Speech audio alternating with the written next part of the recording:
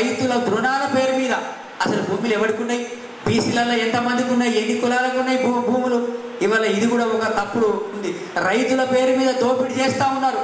ఇవాళ రైతుల్లో ఎవరు రైతులు కింద బీసీలలో ఎంబీసీలు ఉన్నారు, వృత్తి చేసే కులాలు, కుమ్మరి, కమ్మరి, వడ్డెర, చాకలి, మంగలి, కుర్మ, యాదవులకి ఎన్ని భూములు ఉన్నాయి దాని కింద? ఎక్కడో కొన్ని ఎకరాలు, 2 ఎకరాలు, 3 ఎకరాలు.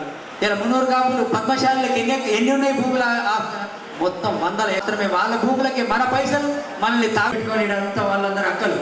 ఇలా భూ పోరాటం సక్సెస్ కావాలన్నా, ఇవాళ మీరందరూ రోడ్డు మీదకి రావాలన్నా, ఇవాళ మీడియా డిజిటల్ ప్రపంచం వచ్చింది.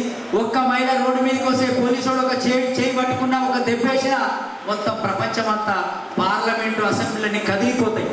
ఇవాళ మీరందరూ నిలబడాలి గట్టిగా. ఎందుకంటే మీకు మీ హక్కు కోసం మీరు నిలబడకపోతే మనకి, అందుకే డాక్టర్ బాబాసాహెబ్ అంబేద్కర్ చెప్తుంటాడు, అడుక్కుంటే వచ్చేది భిక్షం, మనం కొట్లాడి తెచ్చుకుంటే హక్కు.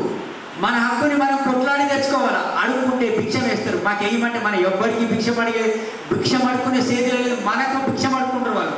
ఓటు భిక్షం అడుక్కున్నటువంటి భిక్షగలు వాళ్ళు, రాజకీయ భిక్షగలు మన దగ్గరకు వచ్చి ఓటు అడుక్కుంటారు. ఈ రాజ్యాంగం మనకు హక్కు ఇచ్చింది, మనకు కూడా పోటీ చేసే హక్కు. మనకు ఎవరు అధికారంలో ఉన్నా మనకు హక్కు ఇల్లు ఇవ్వాలి, జాగలు ఇవ్వాలి. మనం ప్రశాంతంగా జీవించడానికి, ఆత్మగౌరవంతో జీవించడానికి మనకి అన్ని సౌకర్యాలతో ఈ వ్యవస్థ కల్పించాలని చెప్పేసి డాక్టర్ బాబాసాహెబ్ రాసినటువంటి రాజ్యాంగం ఇది ఇంకా 100 సంవత్సరాలైనా మనకు మొత్తం సమస్యలు పరిష్కారం అయిపోయినా మరో కొత్త జీవితానికి మనకి దారి చూపిస్తుంది తప్ప ఆ రాజ్యాంగానికి, బాబాసాహెబ్ రాసిన రాజ్యాంగానికి మరో ప్రత్యామ్నాయం లేదు అని చెప్పేసి తెలియజేస్తూ మన పెద్దలందరూ కూడా మాట్లాడతారు. ఈ కార్యక్రమాన్ని మీరందరూ విజయవంతం చేసి, అందరూ ఈ వర్షం పడ్డ జిల్లా నలుమూల నుంచి, నగరం నుంచి వచ్చిన అక్కలందరూ మీరందరూ కూడా దీన్ని ఓపికతో, మనకు కొంచెం ఇబ్బంది అవుతుంది. మనమేమి పైసలున్న పార్టీ కాదు, డబ్బులు మనమేమి మీ అందరికీ భోజనాలు ఏర్పాటు చేయలేదు, కానీ ఖచ్చితంగా మీతో పాటు మేము కూడా ఉంటాం. మనం మంచినీళ్ళు తాగు, ఛాయ్ తాగు, మన మీటింగ్ని కంప్లీట్ చేసుకొని రేపు భవిష్యత్తులో ఎట్లాంటి పోరాటం చేయాలనేది కూడా రాష్ట్ర వ్యాప్తంగా సదస్సుల తర్వాత, ఈ నెల రోజుల సదస్సుల తర్వాత ఒక పెద్ద కార్యక్రమాలు తీసుకున్నటువంటి పిలుపుని మీకు ఇస్తాము. దీన్ని విజయవంతం చేయాలని చెప్పేసి తెలియజేస్తూ మరి మీ అందరికీ మరోసారి జై భీమ్. మనం నిజామాబాద్లో ఏ విధంగా ఎదుర్కొన్నామో, సమస్యలు ఏ పద్ధతిలో ఎదుర్కొన్నామో, మనకు ముందు కూడా ఏ పద్ధతిలో మనం ఉండాలో అన్న విషయం. అట్లాగే పిఎల్ఎఫ్ రాష్ట్ర నాయకులు కామ్రేడ్ శ్రీగాల సిద్ధిరాములను మాట్లాడాల్సిందిగా శ్రీగారు కూర్చున్నాం.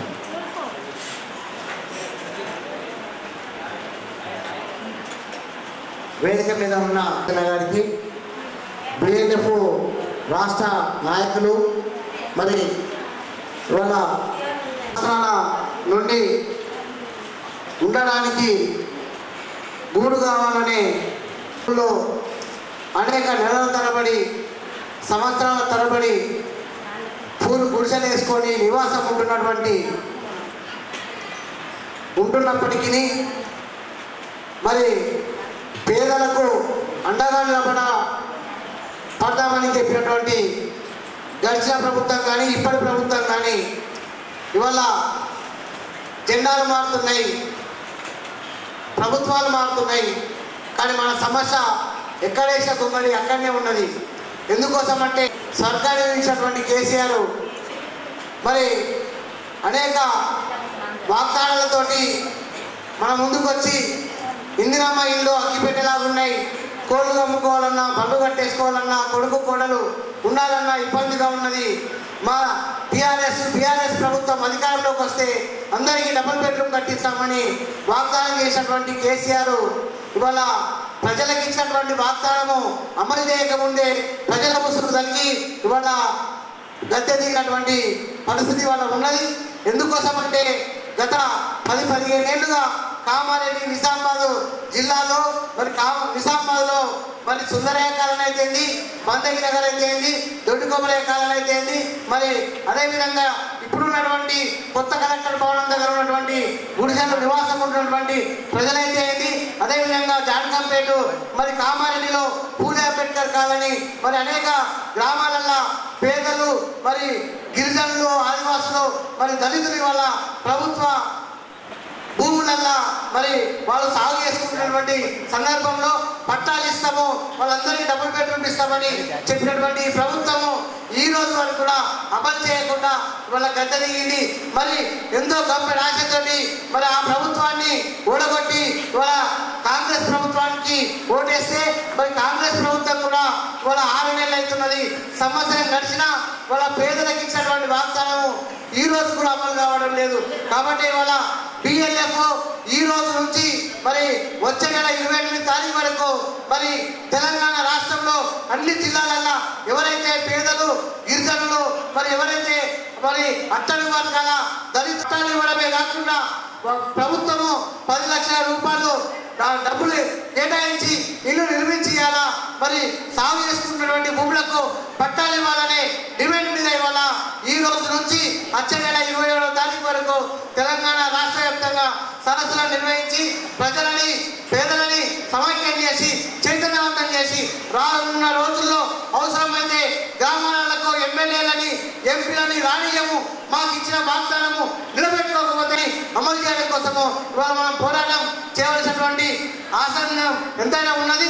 ఆ ఉద్దేశంతోనే ఇవాళ నిజామాబాద్ కామారెడ్డి ఉమ్మడి నిజామాబాద్ జిల్లాలో ఈ సదస్సు ఏర్పాటు చేస్తున్నాం. ఎవరైతే ఇప్పటికైనా మనం ఏదో గొంతమ్మ కోరిక అడుగుతలేము, వాళ్ళ సీట్లు ఇవ్వమంటలేము, వాళ్ళకు వస్తున్నటువంటి ఒక ఎమ్మెల్యేకి వస్తున్న 2,75,000 జీతంలో వెళ్ళి మనం మాట్లాడుతలేము. అయ్యా మేము పేదలం ఉన్నాం, మేము ఇవాళ కూలీ నాలి చేసుకున్నటువంటి పేదలం ఉన్నాము, మరి రెక్కలు తప్ప డొక్కాలన్నటువంటి స్థితిలో ఉన్నాం. 4 రెక్కలు తప్ప మన కాస్తులు లేవు. ఈ 4 రెక్కల కాలిరిగినా చేతిరిగినా కుటుంబం అంతా కూడా ఆర్థికంగా ఇవాళ దిగజారిపోయేటువంటి అవసరం ఎంతైనా ఉన్నది.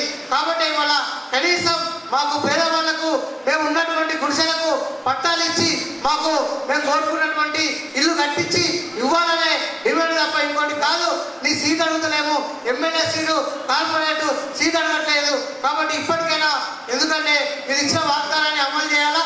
నిజామాబాద్ జిల్లాలో ఇక్కడ ఉన్నటువంటి వాళ్ళందరూ కూడా బిల్డింగ్ చేసుకునే వాళ్ళు, కూరగాయలు అమ్ముకునే వాళ్ళు, ఆటో నడిపించుకునే వాళ్ళు, బిల్డింగ్ వర్కర్లు అనేక రకాలుగా కూలీనాలి పనిచేసుకున్నటువంటి వాళ్ళే వాళ్ళ ఇక్కడ ఉన్నారు. మరి మనము గొంతమ్మ కొరత కోరడం లేదు. కాబట్టి ఇప్పటికైనా ప్రభుత్వం ఇచ్చిన వాగ్దానాన్ని అమలు చేయాలా. దీనికి కామారెడ్డి నిజామాబాద్ జిల్లాలో ఎవరైతే పేదలు ఉన్నారో ఆ పేదలకు BLF అండగా ఉంటుంది. రేపు భవిష్యత్తులో మన భూములు మనకు వచ్చేదాకా, మన పట్టాలు మనకు వచ్చేదాకా, మన ఇల్లు నిర్మాణం అయ్యేదాకా, సాగు భూములకు పట్టాలు వచ్చేంత వరకు కూడా BLP పార్టీ అండగా ఉంటుందని తెలియజేస్తూ ఈ అవకాశం ఇచ్చినటువంటి అధ్యక్ష వర్గానికి మీ అందరికీ కూడా జైపీ అవసరం తెలియజేస్తూ ముగిస్తున్నాం. మన సిద్ధిరాములు గారికి ఈ వేదిక మీద నుంచి ధన్యవాదాలు తెలుపుతా ఉన్నాము. అట్లాగే లింగన్న గారు అంబేద్కర్ సంఘం నాయకులు మాట్లాడవలసిందిగా కోరుతా ఉన్నాము. ఏదైతే ఉన్నదో మీరు చూసిందో చూడలేదు కానీ మేధావులు కదా, వేదిక మీద ఉన్న మేధావులు కాబట్టి అందులో ఎక్కడ దొరుకుతారో అని నేను చూస్తున్నా, ఎక్కడ దొరకలేదు. ఈ కరపత్రంలో ఫస్ట్ మన చదువుల తల్లి సావిత్రిబాయి ఫులే గారికి పెట్టింది. పేదలకు బతుకులో వాళ్ళు నేర్పినటువంటి వాళ్ళని మార్క్స్ ఇచ్చింది ఫోటో. అంటే దీంట్లో మొట్టమొదటి స్థానం ఎవరికి ఇచ్చిందమ్మా? మీకే కదా. మరి ఓన్లీ ఇవ్వాలని అనుకుంటున్నారు ఈ ముచ్చట? నాకు బాబాసాహెబ్ అంబేద్కర్ ఇచ్చిండు వింటున్నావా? అది మనం తెలియజేస్తూ ఇక సభను ఉద్దేశించి మాట్లాడేందుకు మేధావులు ఇక్కడ ఉన్నారు. కానీ నేను నల్ల సూర్యప్రకాష్ అన్న గురించి చెప్పాను. ఈరోజు రమేష్ యాదవ్ ఇంత ఒక యాదవ్ కులానికి చెందిన వాడిని, నేను ఒక బీసీని. నన్ను ఆ రోజు అంటే దాదాపు ఒక 15 సంవత్సరాల కింద నేను అన్నను కలిసినప్పుడు అక్కడ కూడా తన మొదటి నుంచి కూడా నక్సలైట్ ఉద్యమం నుంచి, కామ్రేడ్ నక్సలైట్ ఉద్యమాల నుంచి వచ్చినటువంటి మహోన్నతమైన నాయకుడు మన నల్ల సూర్యప్రకాష్ అన్న. నల్గొండ జిల్లా అంటే అది పోరాటాల జిల్లా, పోరాటాలకే ఉద్యమమైన కన్నతల్లి లాంటి జిల్లాలో పుట్టినటువంటి అన్న నల్ల సూర్యప్రకాష్ అన్న నేను మొట్టమొదటి కలిసిన రోజు, ఆ రోజు నేను కొత్తగా కలిసిన ఆ రోజు నాతో మాట్లాడింది ఏంటంటే దండి వెంకటన్నకు తేలాలా, వీడున్న మా లింగన్నకు తేలాలా, వీడున్నటువంటి అందరికి తేలాలి. ఆ రోజు బహుజన్ సమాజ్ పార్టీకి రాష్ట్ర అధ్యక్షులుగా ఉన్నారు.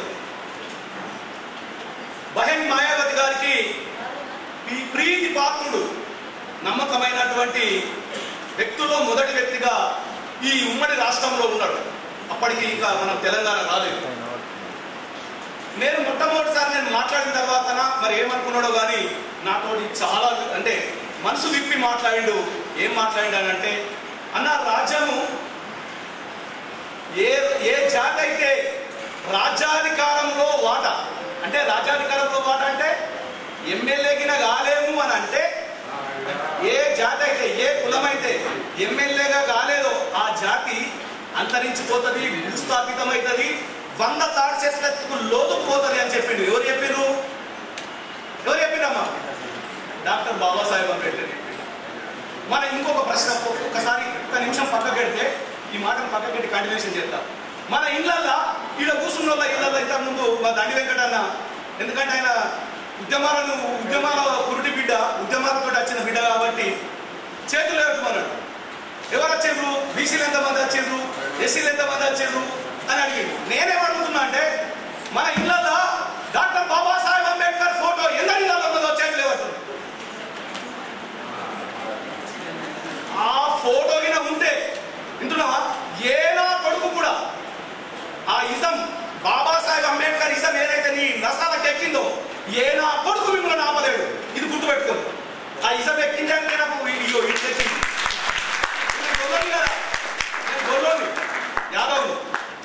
యాదవ్ అంటే కొంత ఫ్యాషన్, గొర్రెలు కాసుకోవడమో గొర్రెడు, కొంచెం రువాగా మాట్లాడుకోవడం యాదవ్ గిట్టెత్తాడు. అంటే మనము ఒక వేదిక మీద మనం అందరం కలవాలని అంటే, మనం ఒక సభను ఒక 10,000 మందితోటి మనం నడపాలనుకున్నప్పుడు కూడా మనకు మరి పవన్ కళ్యాణ్ మన బహుజన్ సమాజ్ పార్టీలకు వస్తానంటున్నాడు.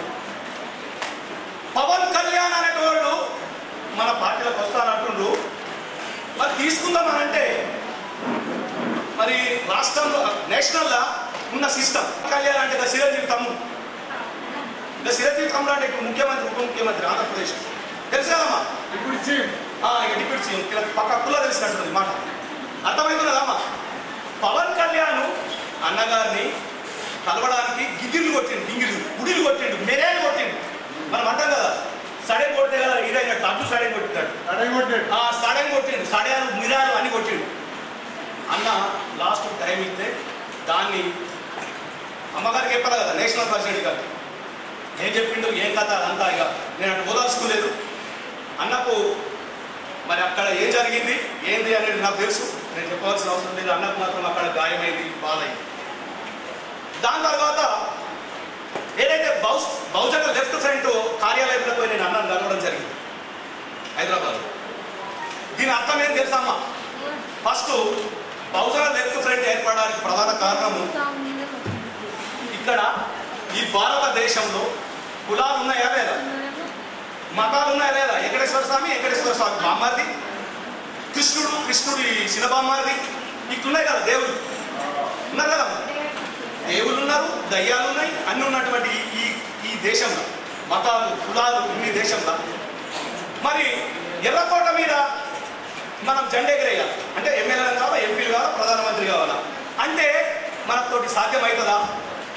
అవుతుందా? ఈ కులాలు మతాలు మనం ఈడున్న తల్లులు మామూలు ఒక్క పొద్దులు పట్టారు. శుక్రవారం ఒక పొద్దు, శనివారం ఒక పొద్దు, ఆదివారం ఒక పొద్దు. సత్యమంగా ఈ మాట నేను చెప్పేది. ఇక కడిగింది కడుగుడే మొత్తం ఇల్లు కడిగి బండలు మొత్తం శిలంజితులు అయిపోయి దర్వాజాలు కూసిపోవు. ఇది ఓడి కోసం కడుగుతున్నావు, మనకే తల్లి ఏడ్చింది కాబట్టి నేను ఎడుతున్నా, తల్లేడంగా బిడ్డ ఏడ్చినట్టు. అయితే ఈ కులాలు మతాలు ఉన్నటువంటి ఈ దేశంలో మనము ఏ పరిస్థితులలో కూడా రాజ్యాధికారంలోకి రాము. ఇది ఒక ఓటు ద్వారానే రాజ్యాధికారంలోకి వస్తాము అనేది డాక్టర్ బాబాసాహెబ్ అంబేద్కర్ మనకు చెప్పినటువంటి మాట. అర్థమవుతుందా?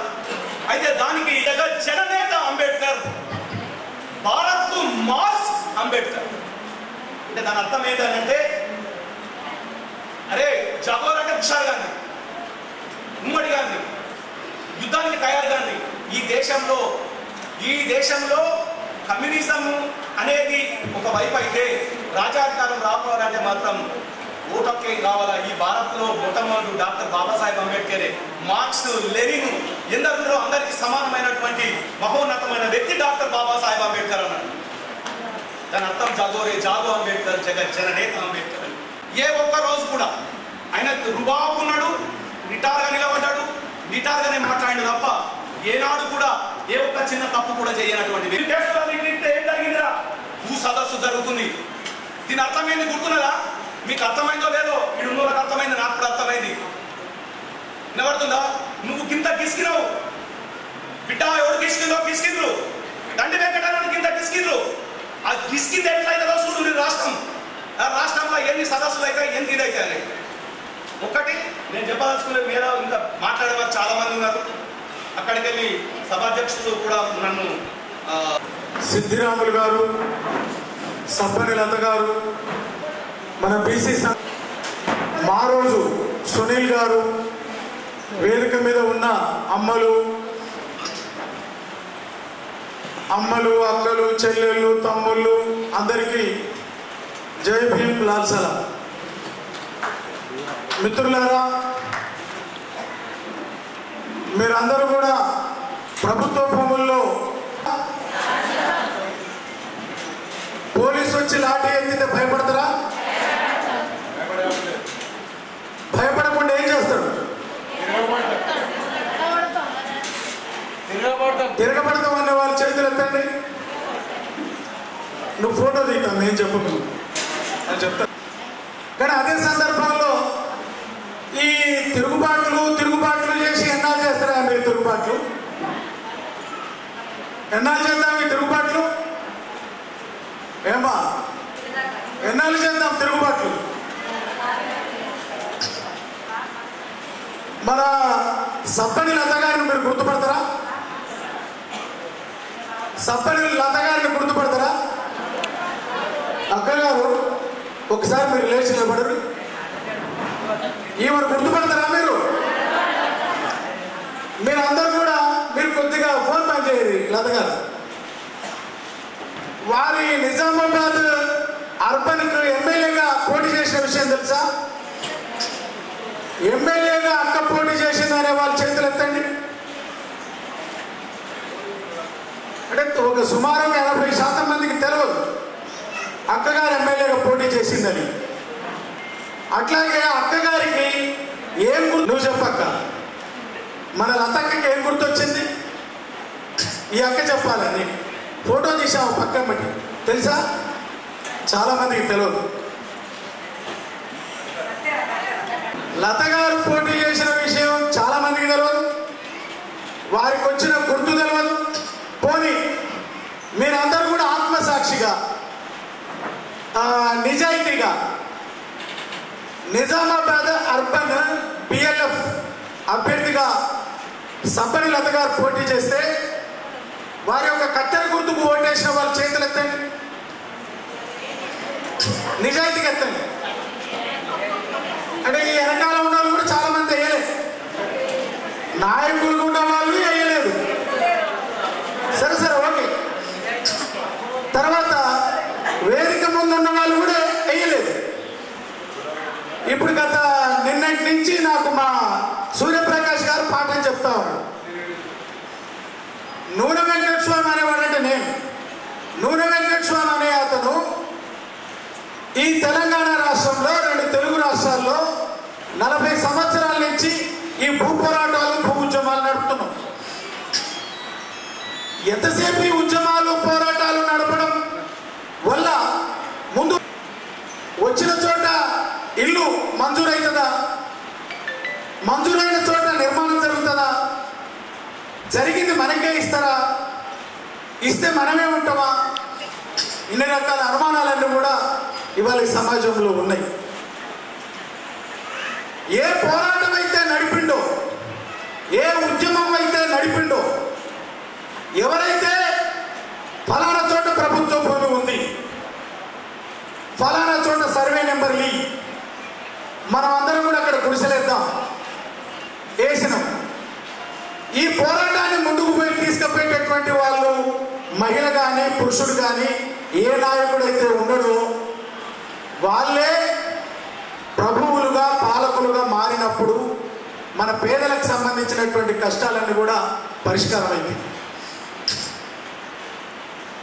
అందుకని నేను మీ అందరూ కూడా ప్రత్యేకంగా చెప్పేది ఏంటంటే, మనం నడిపేటటువంటి ఏ గుడిసెల పోరాటం, భూ పోరాటం ఉందో, మన బాధలు, మన కష్టాలు, మనకు సంబంధించినటువంటి కడగండ్లు, మన ఇబ్బందులు, ఇవన్నీ కూడా అర్థం చేసుకునేటటువంటి నాయకులు, నాయకి మనులు, వాళ్ళు ఎమ్మెల్యేలు అయినాడు ఈ భూ సమస్య పరిష్కారం అవుతుంది. మన నాయకుల చేతుల్లోకి అధికారం రాకుండా ఈ భూ సమస్య పరిష్కారం కాదు. చాలా చోట్ల పెద్ద పెద్ద పోరాటాలు జరిపితే ఆ వచ్చేటటువంటి ఎమ్మెల్యేలు, ప్రభుత్వాలను కూడా వాటిని అంచేస్తాయి, కేసులు పెడతారు, అనేక రకాల ఇబ్బందులు పెడతారు. పోరాడేటటువంటి పోరాట శక్తులన్నింటి కూడా నిర్వీర్యం చేస్తారు, నిస్సత్తువగా మార్చేస్తారు. అక్కడ ఉన్నటువంటి ప్రజలకు, నాయకత్వానికి ఉండేటటువంటి ఆ బంధాన్ని కూడా తెంచడానికి ప్రయత్నం చేస్తారు.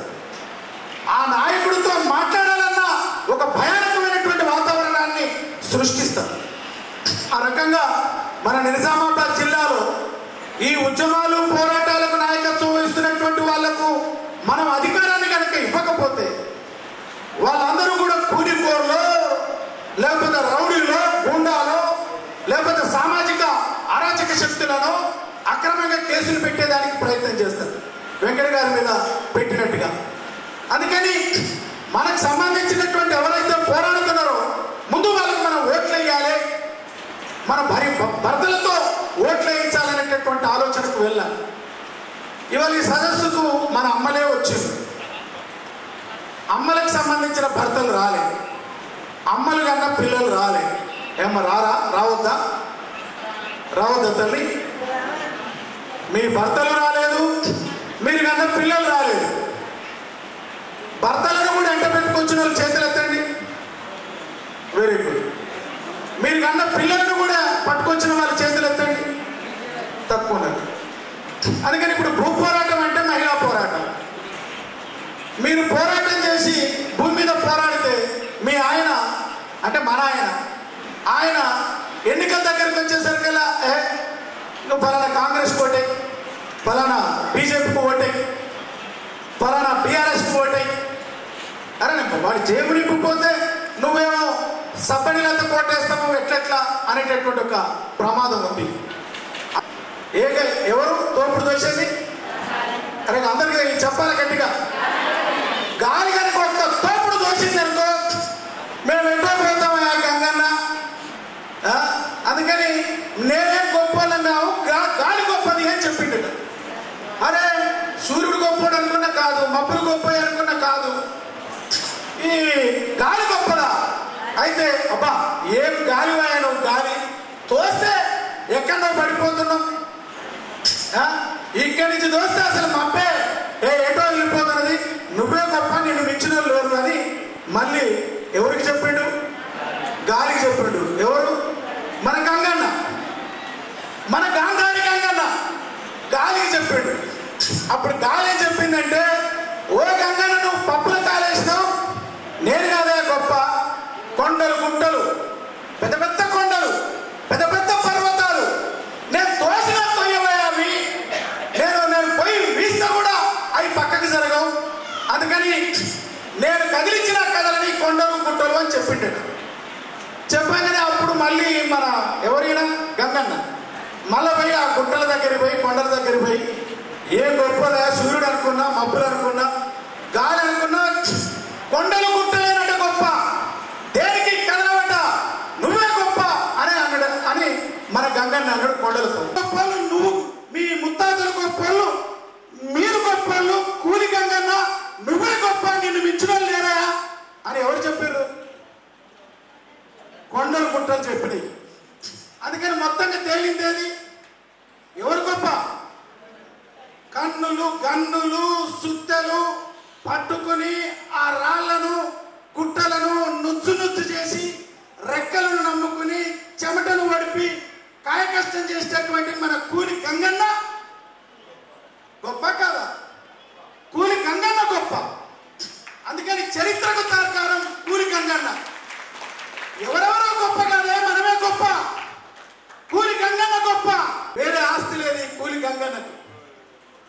జానడు భూమి లేదు, ఉండడానికి ఇల్లు లేదు, నిలువ నీడ లేదు ఈ గంగన్నకు. అందరికంటే గొప్పోడు, గుట్టలను కరిగిస్తాడు, కొండలను కరిగిస్తాడు, వాగులను పొలాలకు మళ్ళిస్తాడు, పంటలు పండిస్తాడు, పుట్ల కొలది పంటలు పండిస్తాడు ఈ గంగన్న. కానీ చేతిలో భూమి లేదు, నిలువ నీడ లేదు ఈ గంగన్నకు. ఏం చేయాలి? నిలువ నీడను సంపాదించాలి, భూమిని సంపాదించాలి. కానీ ఇవాళ ఏ గంగన్న పుట్టినటువంటి వడ్డెర కులం ఉన్నదో ఆ గంగన్న ఇవాళ భూమి లేదు, నిలువ నీడ లేదు. ఇవాళ మానవాధికలకు సంబంధించి జనాభాలో 17% దాకా ఉంటే వాళ్ళ చేతుల్లో ఉన్నటువంటి శాతం భూమి 1.5%. మాలమాదిగలు మొత్తం జనాభాలో 17% ఉన్నారు. ఎంతమ్మా? ఇందులోకి వచ్చిన మాలమాదిగలు ఒకసారి చేతులు ఎత్తండి. ఏమనుకోకండి, ఈ సదస్సుకు వచ్చినటువంటి మాలమాదిగలు రైట్. మాలలో మాదిగలు అనేటటువంటి వాళ్ళు ఈ దేశంలో అంటరాని వాళ్ళు దళితులు. ఈ దళితులైనటువంటి వాళ్ళ చేతుల్లో ఉన్నటువంటి భూమి కేవలం 1.5% మాత్రమే. అట్లాగే మన గోండ్రులు, మన గిరిజనులు, మన ఎరకళ్ళు, మన లంబాడీలు, వాళ్ళు మొత్తం జనాభాలో ఉన్నటువంటి శాతం 8%. వాళ్ళ చేతుల్లో ఉన్నటువంటి భూమి 2.5%. ఇందులోకి వచ్చిన గోండ్రులు కానీ, లంబాడీలు కానీ, ఎరకలు కానీ చేతులు ఎత్తండి ఒకసారి. రైట్. ఎస్టీలు కూడా తక్కువే ఉన్నారు మన సదస్సులు. ఓకే. అట్లాగే బీసీల్లో గౌడన్నలు, మన యాదవులు, పద్మశాలీలు, విశ్వకర్మలు, కుమ్మరి, కమ్మరి, చాకలి, మంగలి, మున్నూరు కాపు, ఈ రకంగా వడ్డెర ఈ 120 గజాల దాకా కొట్లాడాలి. ఈ పోరాటం మన ఊరి వరకే పరిమితం కావద్దు. ఇది అన్ని కాలనిర్పజేయాలి. అట్లాగే రేపు రాబోయే ఎన్నికల్లో సంపద లత గారికే మన ఓటు. మరి ఒక్కసారి అనండి, సంపద లత గారికే మన ఓటు. వెయ్యాలా వేయొద్దా? ఒకసారి గట్టిగా రండి. సంపద లత గారికే మన ఓటు. వినబడుతులేదు నాకు. సంపద లత గారికే మన ఓటు. సంపద లత గారికే మన ఓటు. ఎన్నికల్లో మన ఇళ్ల స్థలాల కోసం పోట్లాడినాడు మనం కార్పొరేట్ అభ్యర్థిగా పెట్టాలి. పెట్టాలా పెట్టొద్దా? అరే పెట్టాలా పెట్టొద్దా? పెట్టాలంటే గట్టిగా చెప్పండి. పెట్టాలా పెట్టొద్దా? రైట్, పెట్టాలి. మరి ఆయన ఓటు వేయాలా, ఊకోవాలా? వేయాలా వేయొద్దా? ఓటు వేయాలి అంటే మీ వరకు వేస్తారా, ఏ ఇస్తారా? అంటే ఏ ఇస్తారా, తిరుగుతారా? తిరుగుతారా, ఏ ఇస్తారా? అందుకని రేపు కార్పొరేట్ ఎన్నికలు జరుగుతాయి నిజామాబాద్ లో. మన పిఎల్పికి సంబంధించినటువంటి అభ్యర్థి ఎక్కడైతే భూపోరాటం చేస్తున్నావో కాలుకు బలపం కట్టుకొని మన ఓట్లతో మన భార్యలు, మన పిల్లలు చేద్దామా వద్దా? ఆ మొబైల్ నెంబర్ సపోర్ట్ చేస్తలేరా? పోటీ చేద్దామా వద్దా? పిఎల్పి తరఫున కార్పొరేటర్ను గెలిపిద్దామా వద్దా? గెలిపిద్దామా వద్దా? రైట్, ఖచ్చితంగా గెలిపించాలి.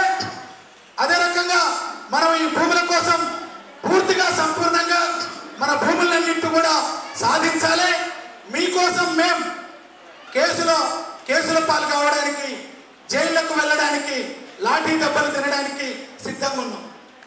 నూనె వెంకటస్వామి పడినటువంటి నేను ఈ 2 తెలుగు రాష్ట్రాల్లో 2.5 లక్షల ఎకరాల భూముల దాకా నా నాయకత్వాన పేదల భూ పోరాటం జరిగింది. 100 కేసుల్ని భరించినాం. సూర్యాపేట ఇళ్ల స్థలాల పోరాటంలో 2 సంవత్సరాలు జైలు శిక్ష మాకు పడింది. అయినా కూడా మనమ తిప్పలే, భయపడలే, ఎవరికి కూడా తలొక్కలే. పోలీసు వచ్చినా ఎవడొచ్చినా పెద్ద ఎత్తున కొట్లాడినాం. సూర్యాపేటలో సుమారుగా 30 ఎకరాల ప్రభుత్వ భూమిలో 1700 గుడిసెలు వేసినాం. వాళ్ళందరూ కూడా చెప్పినాం, మీరు ఇక్కడ ఒక కర్ర నాటిపోవడం కాదు, ఇక్కడనే నివసించాలి అని చెప్పినాం. ఒక పేపర్ ఇక్కడ పెట్టి మేము ఉంటున్నామంటే కుదరదు, గుడిసె స్థిరంగా వేయమని చెప్పినాం. పోలీసు వచ్చింది 2 నెలల తర్వాత, శిల్ప పోలీసు 2 నెలల్లో వచ్చింది. పెద్ద ఎత్తున అర్ధరాత్రి పూట తిరగబడమని వాళ్ళందరూ కూడా తిరగబడ్డారు. చింప పోలీసులు వెంటాడిండ్రు, గెదివిండ్రు, తరివిండ్రు. వాళ్ళు వచ్చిన 2 లారీలలో వాళ్ళే పక్కన పాడై వెళ్ళిపోయిండ్రు. ఆ రకంగా మీరు కూడా తిరగబడతారా? అక్కడనే గుడిసెలేస్తారా? అక్కడ నివసిస్తారా? ఆ స్థలంలోనే మేము నివసిస్తాం, అక్కడనే గుడిసేస్తాం అనే వాళ్ళ చేతులు ఎత్తండి. అక్కడనే ఉంటాం, అక్కడనే నివసిస్తాం. రైట్. ఎవరు వచ్చినా ఎదిరించి నిలబడతాం. వర్ధిల్లాలి, అంతర్గట్టుగా వర్ధిల్లాలి నిజామాబాద్ భూ పోరాటం, వర్ధిల్లాలి.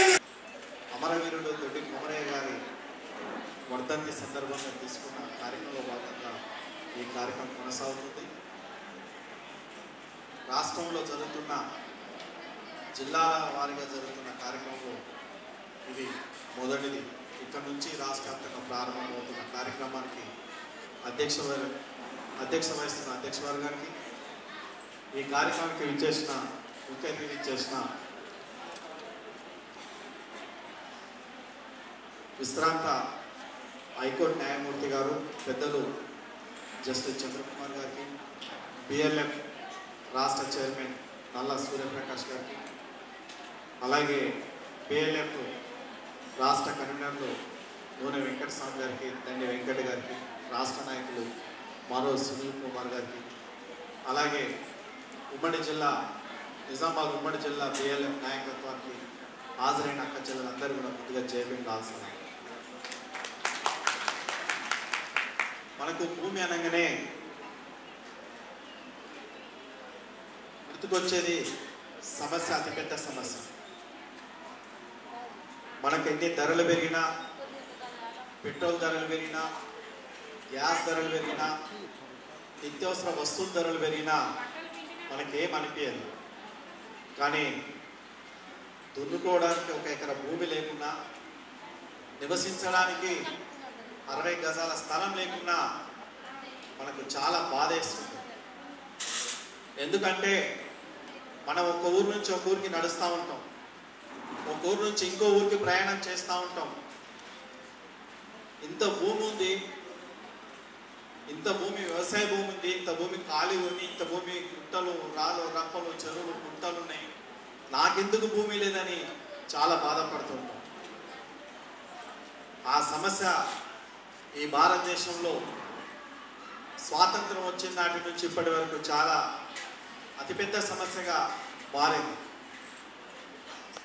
కాబట్టి మనని పాలిస్తున్న పాలక వర్గాలు ఏం చేస్తున్నారంటే, ప్రజల్ని ఒకవైపు ఆలోచన చేయకుండా మరోవైపు ఆలోచన చేసినట్టుగా వాళ్ళు విధానాలు మన ముందు పెట్టారు.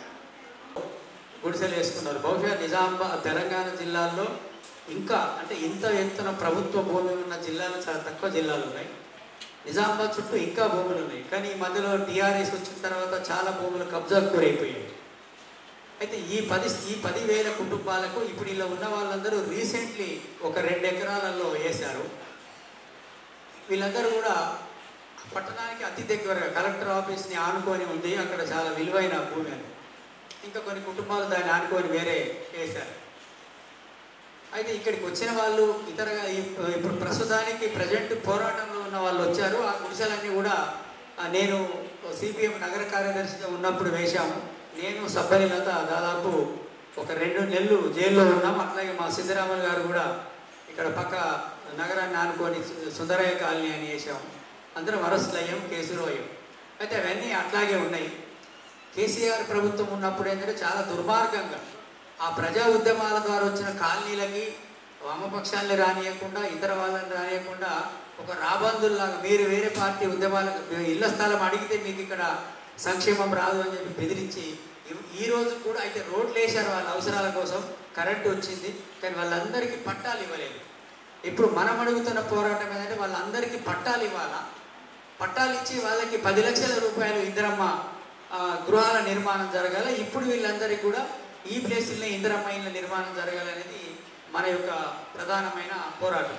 ఇక జనరల్గా భూమి సమస్య జిల్లాలో ఉన్న ఎవరికి ఉందంటే ఎకరము, 6 ఎకరము, 10 గుంటలు, 20 గుంటలు ఉన్న వాళ్ళకి ధరణి సమస్య ఉంది.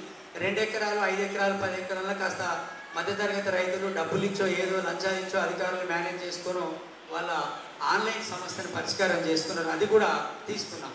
అయితే నగరంలో సమయం ఇది నిజామాబాద్ నుంచి ప్రారంభించాం, ఇక అది మిగతా మాట్లాడతారు.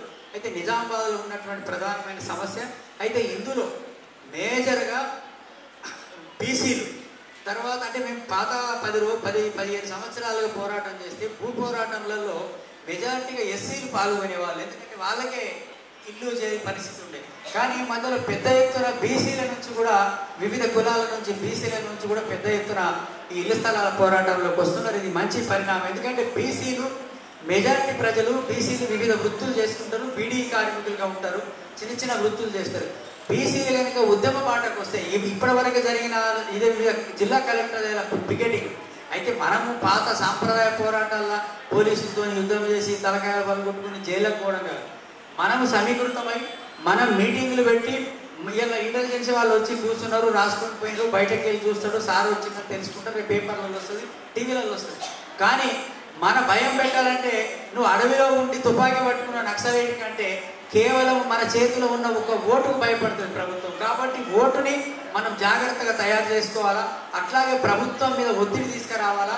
మనకు ఇస్తున్న వాగ్దానం మనం దూరం పోవాల్సిన అవసరం, ఇందిరమ్మ ఇల్లు పట్టాలు ఇవ్వాలి అనే దాని మీదనే మన పోరాటం ఉంటుంది. చట్టబద్ధంగా రాజ్యాంగం ప్రకారమే ప్రభుత్వము చట్టాన్ని అతిక్రమిస్తే ప్రభుత్వం అతిక్రమించవచ్చు, కానీ మన పోరాటం అతిక్రమించకుండానే పోరాటం చేస్తాం.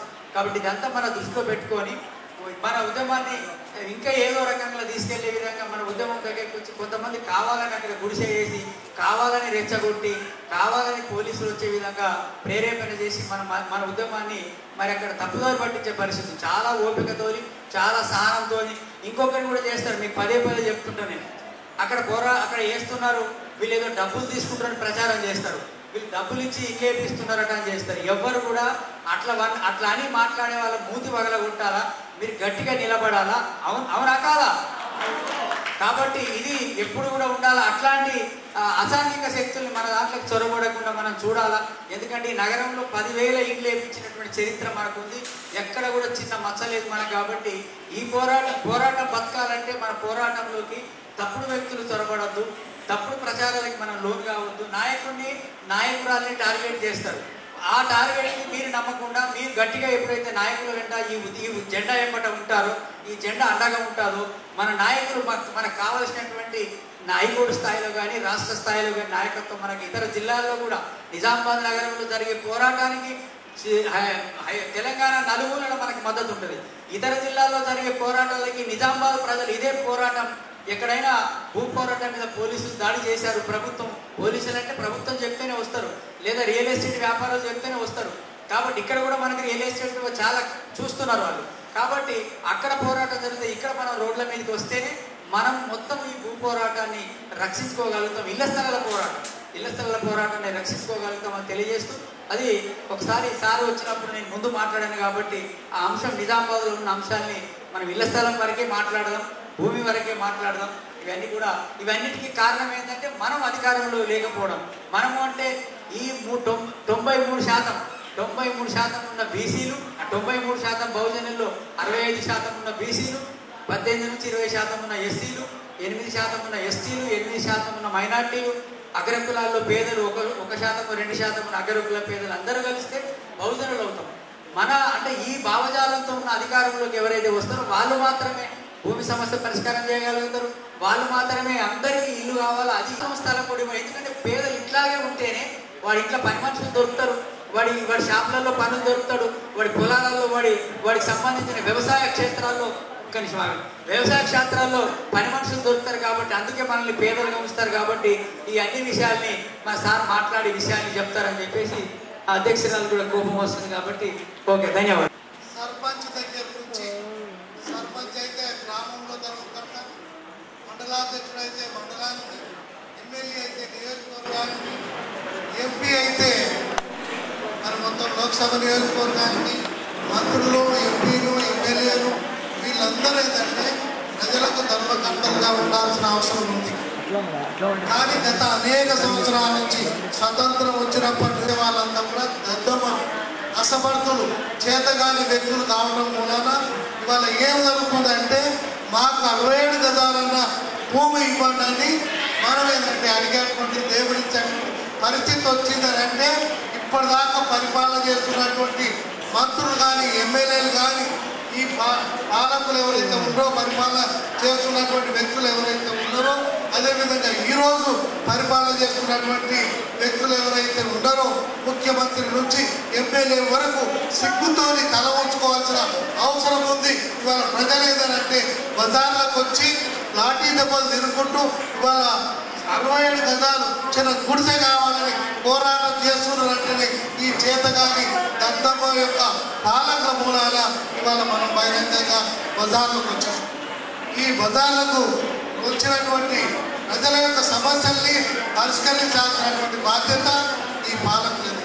ఈ పాలకులు ఎన్నికయ్యేటప్పుడు ఎప్పుడైతే ఎన్నికలు ఉంటాయో ఆ ఎన్నికలలో ఎవరైతే నిలబడ్డారో నిజంగా ప్రజలకు సేవ చేసినటువంటి ప్రజలు ఇవాళ మీ నిజామాబాద్ నియోజకవర్గానికి సంపాదనలంతా పోటీ చేసినప్పుడు ప్రజలు ఆలోచించేది ఏంటంటే జనరల్గా ఆలోచన రేకెత్తించేది ఏంటంటే ఆమె గెలుస్తుందా, ఆమె గెలవదు. మరి గెలిస్తే ఏదంటే సూర్యనారాయణ అంతకుముందు గుప్తాలో ఎవరు ఉన్నారు కదా వాళ్ళు గెలుస్తారు. గెలిచిన తర్వాత ఏం చేస్తారు? గెలిచిన తర్వాత కూడా మళ్ళీ వాళ్ళు ఏంటంటే ఏ హైదరాబాద్కో నిజామాబాద్ టౌన్కో వాళ్ళ పనులకు పరిమితం అయితే మళ్ళీ పోరాటం ఎవరు చేయాల్సి వస్తుంది? సబ్బాని లంద చేయాల్సి వస్తుంది, దండి వెంకట చేయాల్సి వస్తుంది, సిద్ధరామ చేయాల్సి వస్తుంది. మరి ఈ పోరాటం చేయాల్సినటువంటి అవసరం ఏమొస్తుంది? వీళ్ళ యొక్క చేతగాని తన మూలాన్ని ఇవాళ పోరాటం చేయాల్సిన పరిస్థితి వస్తుంది. దానికి సిగ్గుపడాల్సినటువంటి విషయం ఇవాళ ఏదైనా ఈ పాలకులు మభ్యపెట్టి మీకు బస్సులో ఫ్రీ అని లేకపోతే ఇది ఇస్తామనో రకరకాల వాగ్దానాలు చేసి మభ్యపెట్టేది అంటే ఎన్నికలలో గెలుచుకున్నటువంటి పరిస్థితి. తెలంగాణ జిల్లాలో దొరల యొక్క భూములు ఏవైతే ఉన్నాయో ఈ దొరల భూములలో నక్సలైట్లు కానీ కమ్యూనిస్టులు కానీ ఎర్రజెండాలు నాటి వాళ్ళు కబ్జాలా ఉన్నారని తెలిస్తే ఈ జడ్జి లాంటి వ్యక్తులు హైకోర్టులో వచ్చేదనంటే మీరు 30 ఏళ్ళ నుంచి కబ్జాలో ఉన్నారు కాబట్టి ఆ భూమి వీళ్ళకే చెందుతుందని వీళ్ళు ఎక్కడ తీర్పు ఇస్తారో అని చెప్పి మొత్తం కబ్జా కాలం ఎత్తేస్తున్నారు. కబ్జా కాలం ఎత్తేయడం మూలాన ఇవాళ ప్రజలు ఏదనంటే ఈ కోర్టుకు పోవాలంటే కూడా దానికి సంబంధించిన సాక్ష్యం లేక విలువైనలాడుతున్నటువంటి పరిస్థితి ఉంది. దీనికి కారణం ఏంటి? కేసీఆర్కి సంబంధించిన వర్గ స్వభావం. కేసీఆర్కి సంబంధించిన వర్గం ఏదైతే ఉందో దొరలు, ఆ దొరలే ఇవాళ ఏదంటే వాళ్ళ భూములు వాళ్ళు స్వాధీనం చేసుకోవడానికి ఆ భూములు వాళ్ళకి రావడానికి ఇవాళ ఈ కబ్జా కాలమే కాదు. ఇవాళ ఆయన ఏదంటే రైతు బంధు అనే పథకం ఏదైతే తీసుకొచ్చిందో అది పట్టా వాళ్ళకే కబ్జా ఉన్న వాళ్ళకి కాదు, కౌలు చేసే వాళ్ళకి కాదు, ఈ పట్టా కాలంలో ఉన్న వాళ్ళకే ఇష్టపడతారు. మళ్ళీ చివరికి ఏమైపోయింది? 1000 ఎకరాల భూమి వాళ్ళ చేతిలోకి వచ్చినటువంటి పరిస్థితి. అనివార్యంగా ఏదంటే పరోక్షంగా ఆ డబ్బంతా కూడా మళ్ళీ దొరలకి భూస్వాములకి చేరుకున్నటువంటి పరిస్థితి. ఈ పరిస్థితి కన్నా కారణం ఏంది? ఒకటి వర్గ స్వభావం, ఒకటి కుల స్వభావం. ఈ వర్గ స్వభావం మనం కూడా కారణం. మనమందరం ఎట్లా కారణము? ఆ రోజు ఏదనంటే మరి ఈ గణేష్ గుప్తా ఎంత డబ్బులు ఇస్తున్నాడు, సూర్యనారాయణ ఎన్ని డబ్బులు ఇస్తున్నాడు, ఆమె పక్కనే కామారెడ్డిలో వెంకట రమణారెడ్డి ఎన్ని డబ్బులు ఇస్తున్నాడు, మిగతా వాళ్ళు ఎంత డబ్బులు ఇస్తున్నారు, ఇదే ఆలోచిస్తున్నాం. కాబట్టి కానీ ఇది ఎప్పటి నుంచి ఆలోచిస్తున్నాం? స్వతంత్రం వచ్చినప్పటి నుంచి ఎన్నికలు ప్రారంభమైనప్పటి నుంచి కూడా ఈ రకంగానే ఆలోచిస్తున్నాం. ఈ రకమైన ఆలోచన మూలాన ఇవాళ దద్దమ్మలు చేతగాని వ్యక్తులు పరిపాలనకు వచ్చి వాళ్ళు ప్రజల యొక్క సమస్యలను పరిష్కారం చేస్తారు. ప్రజల యొక్క సమస్యలను పరిష్కారం చేయకపోవడం వల్ల ఇవాళ ఏంటంటే ఈ రకమైనటువంటి పోరాటం రావడం అనేది జరుగుతుంది. ఎంత చింతించాల్సిన విషయం ఏంటంటే తినడానికి కూడా రూపాయి కిలో బియ్యం అంటున్నారు. నేను ఈ పాలకులకు చాలా చెప్తున్నాను, అరే ఎదవలారా, అరే దద్దమలారా. నేను ఈ సందర్భం ఏం చెప్తున్నానంటే ప్రజలు ఏ స్థాయికి రావాలంటే 100 రూపాయలు పెట్టి కూడా 1 కిలో బియ్యం కొనేంత శక్తి సంపాదించుకోవాలి. ఆ శక్తిని పాలకులు ఇవ్వాల్సినటువంటి అవసరం ఉంది. అట్లా కాకుండా ఏంటంటే పిచ్చం వేసినట్టుగా రూపాయి కిలో బియ్యం ఇచ్చి మీరేంటంటే సోమరులుగా ఉండమని చెప్పేటువంటి పరిస్థితి. పని కల్పించండి, ప్రజలకు పని సంపాదన చేయించుకోవడానికి, సంపాదన చేయడానికి వాళ్ళకి అవకాశం కల్పించండి. అట్లా అవకాశం లేకుండా ఎంతసేపు ఏదంటే వాళ్ళని సోమరులు తయారు చేసుకున్నటువంటి పరిస్థితి కనబడుతుంది. దేశమంతా ఇదే విధంగా ఉంది. ఇవాళ ఇంకా ఈ రకమైన రకమైనటువంటి పరిమాణం రాబోతుంది. ఇంకా ఏం జరుగుతుంది? ఎవరైనా ఏంటంటే దండి వెంకట్ లాంటి వ్యక్తులు దేశమంతా ముందు విప్పితే ప్రశ్నించినటువంటి వ్యక్తుల ముందు నొక్కడానికి ప్రయత్నం చేస్తున్నటువంటి పరిస్థితి కనబడతా ఉంది. ముందు నొక్కి అప్పుడు ప్రజలకు నాయకత్వం వహించే నాయకులు లేకుండా ఉండాలనే పరిస్థితి ఢిల్లీ నుంచి హైదరాబాద్ దాకా మళ్ళీ మామూలు గ్రామం నుంచి దేశం మొత్తం అంతా కూడా ఏంటంటే అక్కడక్కడ ఉన్నటువంటి నాయకులందరినీ తొక్కేయడానికి అణచివేయడానికి ప్రయత్నం చేస్తున్నటువంటి పరిస్థితి కనబడతా ఉంది. ఇక్కడ నిజామాబాద్లో మరి ఇవాళ ఏదంటే నేను చూడటం జరిగింది, పంచనామా చూడటం జరిగింది. పంచనామాలో ఉన్న పేర్లు ఏవైతే ఉన్నాయో ఆ పేర్లను పక్కన పెట్టి ఎఫ్ఐఆర్లో ఆ పేర్లు లేవు, ఏమైపోయినాయి. మరి ఆయన ఏంటంటే ఒకవేళ వేష కుంభపోతే వ్యభిచారం చేయడానికి పోతే భార్యను కొడుకును ఎమ్మడి పెట్టుకొని పోతారా? నిజానికి ఏంటంటే మరి అక్కడ వచ్చినటువంటి ఇప్పుడు ఇక్కడ ఎవరైనా ఇంటెలిజెన్స్ వాళ్ళు ఉంటే మీరు రాసుకోండి. పోలీసులు సిగ్గుపడాలి. భార్య సమక్షంలో కొడుకు సమక్షంలో వేష దగ్గర వ్యభిచారం చేసేటువంటి అవకాశం ఉంటుందా? ఆలోచన చేయండి. పోలీసులు ఈ జిల్లాకు సిపిగా ఉన్నటువంటి వ్యక్తి ఆలోచన చేయాల్సినటువంటి అవసరం ఉంది. ఇదే మాట మేము డీజీపీకి చెప్పడం జరిగింది. హైకోర్టు ఏంటంటే సానుకూలంగా స్పందించి ఆయనకు బెయిల్ ఇవ్వడం జరిగింది.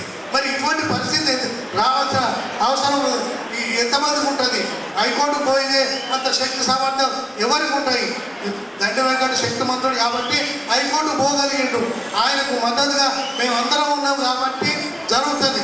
ఇవాళ ఏమి ఆలోచన లేకుండా ఆలోచన రహితంగా ఎవడో ఏదనంటే పాలకులు చెప్పినటువంటి మాటలను విని తప్పుడు కేసులలో ఎక్కించి ఆయన శీలాన్ని శంకించేటువంటి పరిస్థితి, ఇతరులు శంకించేటువంటి పరిస్థితిని ఎందుకు ఆ రకంగా ప్రయత్నం చేస్తున్నారు పోలీసులు కానీ ఇతర అధికారులు కానీ మీరు ఎంత శీలాన్ని శంకించేటువంటి పరిస్థితి చేసినా ఇక్కడ ఉన్నటువంటి వ్యక్తులు ఎవరైతే నిజామాబాద్ ఉన్నవాళ్ళు ఇంతకుముందే మిత్రుడు రమేష్ యాదవ్ చెప్పడం జరిగింది.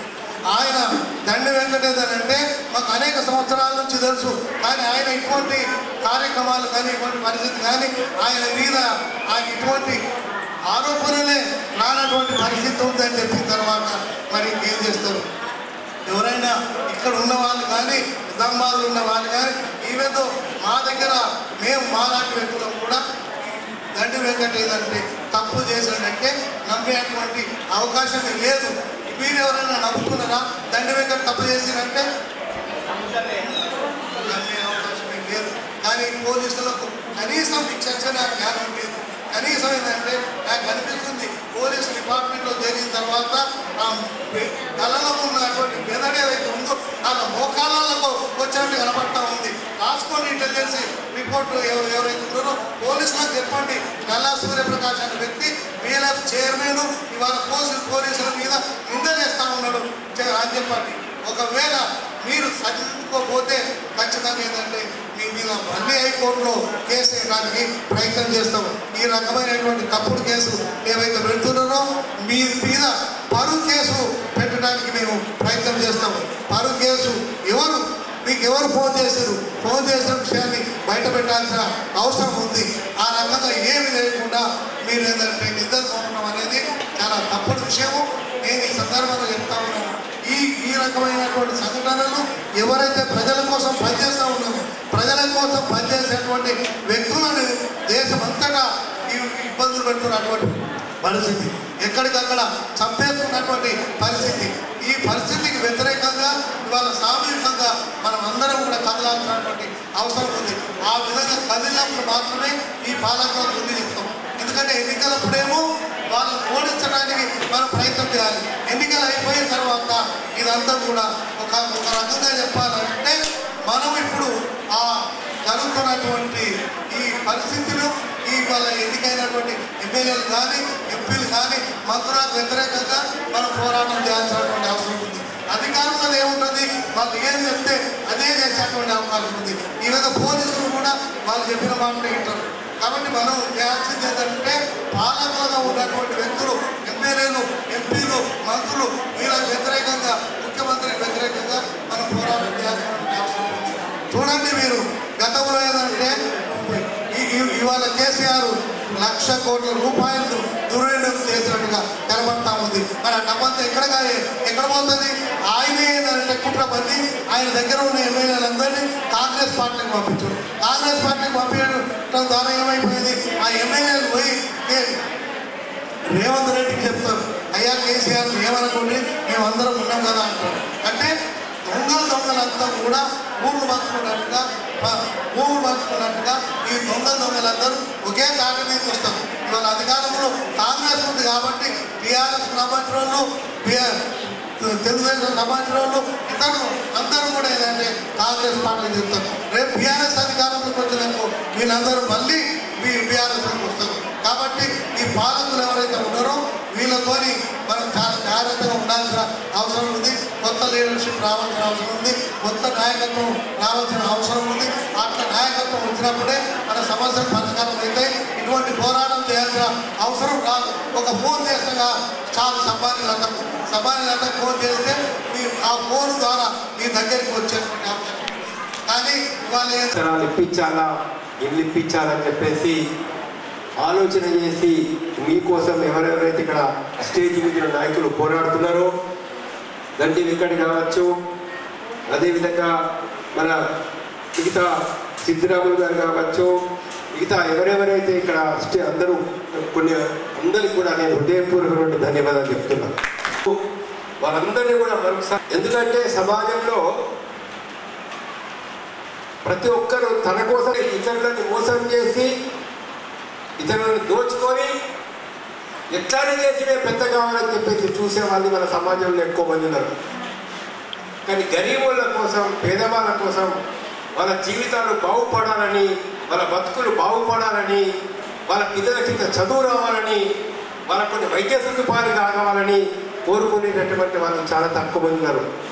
అలాంటి నాయకులు మీకు ఉన్నందుకు వాళ్ళ నాయకులు అందరినీ కూడా నేను అభినందిస్తాను. కొంతమంది దగ్గర 100 ఎకరాల భూమి, 500 ఎకరాల భూములు, 1000 ఎకరాల భూములు, ఒకప్పుడైతే 10,000 ఎకరాల భూములు ఉన్నటువంటి ఎకరాల భూములు, 1000 ఎకరాల భూములు వాళ్ళకి ఎక్కడికెళ్ళి వచ్చినాయి? ఎవరిచ్చారు వాళ్ళకు? వాళ్ళేమైనా గుడ్డలు పట్టుకొని అడవిలోకి పోయి చెట్టు కొట్టారా? వాళ్ళేమన్నా రాళ్ళు తీసి, రప్పలు తీసి, ముళ్ళ కప్పలు తీసి ఆ భూమిని సాగులోకి తెచ్చారా? కాదు. ఆ భూములన్నీ కూడా ఒకప్పుడు పేదవాళ్ళు, అంటే మన తాతలు కావచ్చు, ముత్తాతలు కావచ్చు, అంతకంటే పేదవాళ్ళు కావచ్చు, ముందు వాళ్ళు కావచ్చు, గొడ్డలు తీసుకొని అడవికి వెళ్ళి చెట్లు నరికి భూమిని సాగులోకి తీసుకొచ్చి అనేక కష్టాలు పడి ఆ భూమిని వ్యవసాయ భూములుగా చేసినటువంటి వాళ్ళు. మరి వీళ్ళకి ఎట్లా వచ్చినాయి భూములు అంటే ఒకటి కారణం. అప్పుడు ఉండేటటువంటి రాజులు, మహారాజులు, చక్రవర్తులు యుద్ధాల్లో ఒక ప్రాంతాన్ని గెలుచుకున్న తర్వాత ఆ ప్రాంతంలో తమ అధికారం నిలుపుకోవడం కోసం తమ బంధువులకు, చుట్టాలకు, దగ్గర వాళ్లకు, ఇగో ఈ దొరకు ఈ 4 గ్రామాలు, 4 ఊళ్ళు, ఆ ఫలానా జమీందారుకు 10 గ్రామాలు, ఆ భూములన్నీ వాళ్ళకు అని తీసుకొస్తే వాళ్ళు ఇక్కడికి వచ్చేసి గడీలు కట్టుకొని మొత్తం మనందరి మీద అధికారం చెలాయించేసి, అరే నేను చెప్తే దున్నారా లేకపోతే లేదు, నా భూమిలో నువ్వు మెట్టి చాకిరీ చేయాలా, నేను దొరని ఇక్కడ రాజు పంపించాను, నాకు మొత్తం అధికారం నాదే. మనం కూడా సరే దొర నువ్వు ఎట్లా చెప్తే అట్లా, ఎందుకంటే తలవారు వాడి చేతిలో ఉంది, పోలీసు వాడి చేతిలో ఉంది, మిలిటరీ వాడి చేతిలో ఉంది, అధికారులు వారి చేతిలో మనం ఉండరు. అట్లా జరిగిన పరిస్థితి. మరి ఎవరు కష్టం చేస్తారు, ఎవరు దున్నుతారు ఇప్పుడు ఇప్పటికైనా కానీ, ఎవరు నాట్లు వేస్తారు, మళ్ళా పేదవాళ్ళే, రైతులు కావచ్చు, కూలీలు కావచ్చు, ఇంకో దగ్గర కావచ్చు. అరే బీడీల కార్ఖాన వాళ్ళు పనిచేస్తారు, మళ్ళా గరీబోళ్ళే పనిచేసేది పేదవాళ్ళు. ఆయిల్ ఫ్యాక్టరీ కావచ్చు, షుగర్ ఫ్యాక్టరీ కావచ్చు, ఇంకో దగ్గర కావచ్చు, ఎవరు పనిచేస్తారు, మన పేదవాళ్ళు. రోడ్లు వాళ్ళు వేస్తారు, మన సేట్లు, సౌకర్యాలు, కాంట్రాక్టర్లు వేస్తారా, మళ్ళీ అక్కడ ఇంజనీర్లు మన పేదవాళ్ళు వేస్తారు. ఒక బిల్డింగ్ కట్టినా ఇవాళ బిల్డింగ్ కట్టారు, ఇక్కడ ఎవరు కట్టారు బిల్డింగ్, మన పేదవాళ్ళే కడతారు. ఎక్కడనే సమస్త సంపదను సృష్టించేటటువంటిది పేదవాళ్ళు. సమస్త సంపదను అన్ని పంటల్ని మన పండించేటటువంటిది పేదవాళ్ళు. పేదలు అన్ని జరుగుతున్నాయంటే పేదవాడి కష్టం అని జరుగుతుంది. మన బస్సు నడిచినా, రైలు నడిచినా, కరెంట్ వచ్చినా, సమాజంలో ఏ మార్పు వచ్చినా కూడా అన్నిటిని కూడా ఉత్పత్తి చేసేది ఉత్పత్తి కులాలు. ఉత్పత్తి కులాలు, శ్రమ చేసే కులాలు ఎవరు అనేది మనం గుర్తించాలి.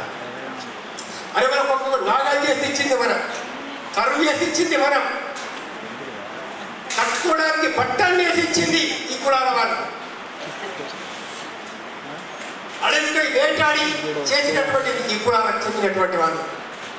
కాబట్టి అన్ని రకాలైనటువంటి పనులు, ఇల్లు కట్టారు ఎవరు, వాస్తు శిల్పులు ఎవరు, ఇక్కడ గుడి కట్టింది ఎవరు, అనే విగ్రహానికి ఎక్కింది ఎవరు, ఇవన్నీ కూడా మనం తెలుసుకోవాలి. విషయం అంటే కష్టం చేసేది ఒకరు, దాని ఏమవుతున్నది, కష్టం చేసేది ఒకరు, అనుభవించేది ఒకరు. ఒక దొరకు 100 ఎకరాల భూమి ఉంటుంది, 3 కుటుంబాలు 4 కుటుంబాలు మొత్తం కష్టం చేసి ఒక 20 మంది ఆ పంటలు పండిస్తారు. 2 లక్షల రూపాయలు పంట వస్తుంది. మరి దొరంతా తీసుకుంటాడు, ఈ కష్టం ఉందని తీస్తాడు. అది మీరు గుర్తించాలా, ఆ విషయం గుర్తించాలి. ఒక్క దగ్గర కాదు, ప్రతి దగ్గర. పోనీ రైతుల్ని కూడా ఏం చేస్తున్నారు, ఒక చిన్న రైతున్నా, 5 ఎకరాల రైతున్నా, 10 ఎకరాల రైతున్నా, ఇంకొక రైతున్నా కూడా ఈ రైతులు పండిస్తున్న పంట, టమాటా పండిస్తాడు, వ్యాపారస్తుడు పోయి 2 రూపాయల కిలో, 4 రూపాయల కిలో కొట్టాడు. మరి అదే టమాటా మనకు మార్కెట్లో ఏం దొరుకుతుంది చెప్పండి, 40 రూపాయల కిలో, 50 రూపాయలు. మరి రైతుకి ఏమి ఇస్తున్నాడు, మనకెంత కమ్ముతున్నాడు. అంటే మధ్యలో ఎంత దోపిడీ జరుగుతున్నది, ఎంత దోచుకుంటున్నాడు. మరి వచ్చిన బిల్డింగ్లన్నీ ఇవాళ ఇంత పెద్ద కోటీశ్వరులు, పెద్ద పెద్ద కోటీశ్వరులు అంటే మన చెమట, మన రక్తం, మన శ్రమను దోచుకొని ప్రతి వస్తువులో ఇన్ని దోచుకుంటున్నాడు. ప్రతి పిల్లగాల పుస్తకాలు ఉంటే దాన్ని కూడా దోపిడీ. అడుగడుగున సమాజాన్ని దోచుకొని మన కొద్దిమంది. మరి బాబాసాహెబ్ అంబేద్కర్ ఏం చెప్పారు రాజ్యాంగంలో? బాబాసాహెబ్ అంబేద్కర్ ఏం చెప్పారంటే ఈ దేశంలో పేదవాళ్ళు ధనవంతులు అనేది ఉండకూడదు, ఒకరి శ్రమను ఒకరు దోచుకోకూడదు, ఆదాయాల్లో ఎక్కువ వ్యత్యాసం ఉండకూడదు, అవకాశాల్లో ఎక్కువ వ్యత్యాసం ఉండకూడదు. ఒకళ్ళ జీతం 10 లక్షలు అయితే ఒకళ్ళకు రోజుకు అవుతుందో ఒక 500 రూపాయల ఆదాయం అట్లా ఉండకూడదు. ఇది బాబాసాహెబ్ అంబేద్కర్ కోరుకున్నాడు. ఇవాళ మనం 70-75 సంవత్సరాల స్వతంత్రం తర్వాత పరిస్థితి చూస్తే ఇప్పుడు అదాని అని ఒక వ్యాపారస్తుడు ఉంటాడు. అదాని రోజు ఆదాయం ఎంతో తెలుసా? 18,000 కోట్లు. 18,000 కోట్లు. మీలో ఎవరైనా ₹1 కోటి చూసినారా? నేనైతే చూడలే జిందగీలో. ₹1 కోటి ఎట్లుంటేనేది, ₹1 కోటి ఎట్లుంటేది నేనైతే చూడలేదు. పోనీ మీరు ఎవరైనా ఒక ₹1,00,000 ఇచ్చినారా? ఎవరైనా చెప్పండి. ₹1,00,000 ఇచ్చినారా ఎవరైనా? ఒక ₹1,00,000 కూడా మనం ఎప్పుడు ఇచ్చలే. 10 లక్షలు అంటే ఏంటిదో మనం ఇవ్వది. 10 లక్షలు అంటే ఊహించుకోవాలి మనం ఎట్లుంటుందో. 10 లక్షలు అంటే 10 లక్షలు కాదు, ₹1,00,000. కోటి కాదు, 10 కోట్లు. 10 కోట్లు కాదు, 100 కోట్లు. 100 కోట్లు కాదు, 1000 కోట్లు. 18,000 కోట్లు, 18,600 కోట్లు ఒక్క మనిషికి రోజుకు ఆదాయం. వాడు పని చేస్తాడా? వాడి భార్య పని చేస్తాడా? వాడి పిల్లలు పని చేస్తాడా? వాడి కొడుకు పని చేస్తాడా? ఎవరు పని చేయరు.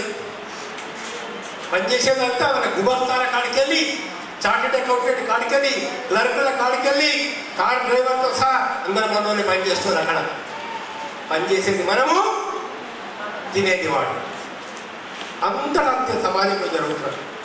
కష్టం ఒక్కలది, ఫలితం ఒక్కలది, త్యాగాలు ఒక్కలది, భోగాలు ఉంటాయి. తెలంగాణ ఉద్యమం ఉండొచ్చు, ఎంతో మంది ఇక్కడ కష్టపడి ఉండొచ్చు, చేరిపోయి ఉండొచ్చు, దెబ్బలు తిని ఉండొచ్చు. హలో పోయి ఎవరో దొరాస్తాడు, మీదికెళ్ళి కూర్చుంటున్నాడు, కష్టం మీదది, అనుభవించేది ఆయన. ఇది జరిగింది గతంలో జరిగింది. కాబట్టి ఇవాళ మనం ఇవాళ గమనించాల్సినటువంటి విషయం ఏదైతే ఉందో, మీరందరూ కూడా మేము ఒకటే కోరుకుంటున్నాం.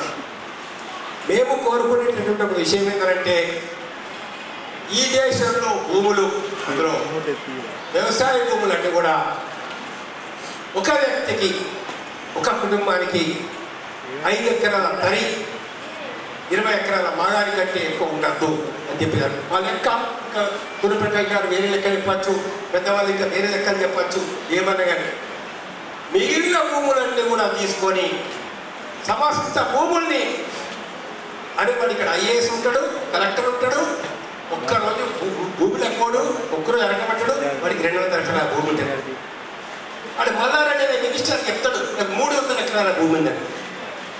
300 ఎకరాలు, 300 ఎకరాల భూమికి రైతు బంధు ఎంత ఇచ్చాడో కేసీఆర్ తెలుసా? 30 లక్షలు. 30 లక్షల రూపాయలు. ఏమైనా పని చేస్తాడా? భూమి అసలు పేరు మీద ఉన్నందుకు, పట్టా అసలు పేరు మీద ఉన్నందుకు 30 లక్షల రూపాయలు ఇచ్చాడు కేసీఆర్. ప్రజల డబ్బును ఏ విధంగా తెచ్చాడు? కాబట్టి మనం గమనించాల్సిన విషయం ఏంటంటే, మేము గమనించాల్సిన విషయం మనం ఒక కొత్త సమాజాన్ని కోరుకుంటున్నాం, మనం ఒక నూతన సమాజాన్ని కోరుకుంటున్నాం, మనం గొప్ప మార్పులు కోరుకుంటున్నాం. మనం ఎలాంటి మార్పులు కోరుకుంటున్నామంటే, ఎవరైతే కష్టం చేస్తున్నారో, ఎవరైతే అరకబట్టి దున్నుతున్నారో, ఎవరైతే పని చేస్తున్నారో వాళ్ళ పేరు మీదనే భూమి ఉండాలా అనేది మనం భూమి లేని పేదలందరికీ కూడా కనీసం 5 ఎకరాల భూమి ఇవ్వాలా అని చెప్పేసి కోరుకుంటున్నాం. తడి అంటే కనీసం 2 ఎకరాలు 3 ఎకరాలు తడి భూములు ఇవ్వాలని చెప్పేసి మనం కోరుతూ ఉన్నాం.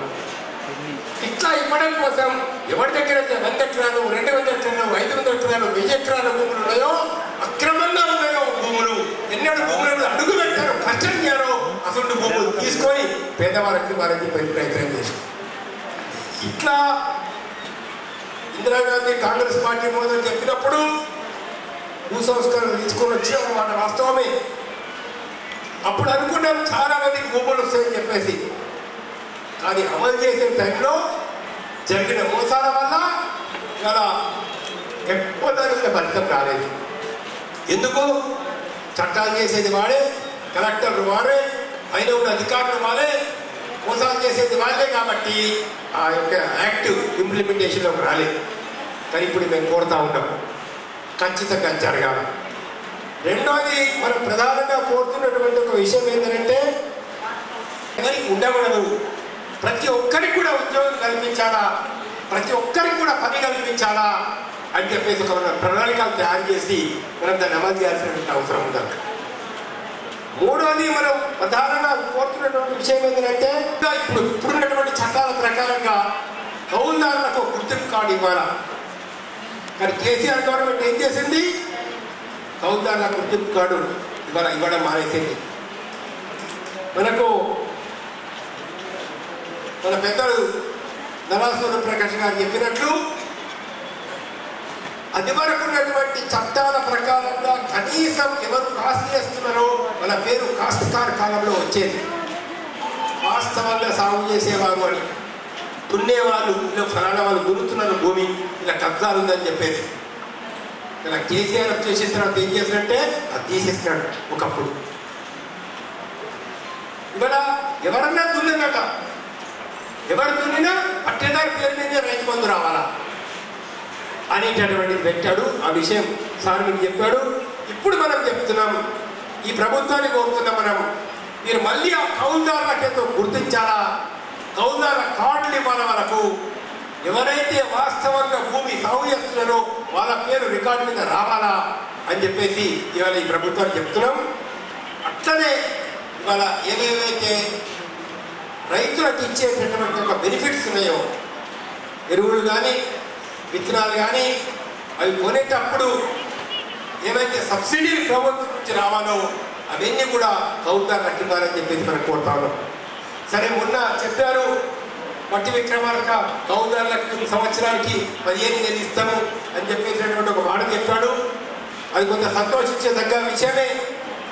కానీ కౌలుదారులకు కూడా అంటే జీవిత బీమా చేసి పంటల బీమా చేసి ఏ రైతు కూడా పంట చెడిపోవడం వల్ల ఆత్మహత్యలు చేసుకునే పరిస్థితి ఉండకూడదు.